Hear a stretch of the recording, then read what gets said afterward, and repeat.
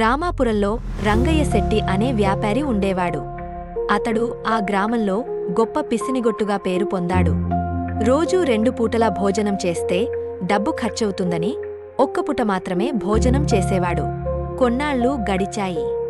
రంగయ్య శెట్టి అనారోగ్యంతో మంచం పట్టాడు. మరణం దగ్గరవుతున్న కొద్దీ ఇనపెట్టే తాళం చెవులు 3 కొడుకులలో ఎవరికి ఇవ్వాలా అని దిగులు చెందసాగాడు.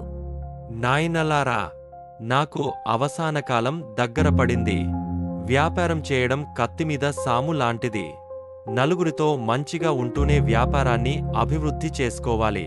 కాబట్టే అవాంతరాలు ఎదురైనా ధైర్యంతో తెలివిగా వ్యాపారం చేయగలవాడికి మన ఇంటి తాళాలు ఇవ్వాలనుకుంటున్నాను. మీ అభిప్రాయం ఏమిటి? దాన్ని గురించి ఇప్పుడే ఆలోచించడం ఎందుకు, తర్వాత చూద్దాంలే నాన్నా. ఆస్తిని ఒక్కరికే అప్పగించడం ఎందుకు? ముగ్గురం సమానంగా పంచుకుంటే సరిపోతుంది. నువ్వేమంటావు చిన్నా? మరేం లేదు నాన్నా, నీవు జబ్బున పడ్డావు, కీడెంచి మేలెంచమన్నారు గదా పెద్దలు.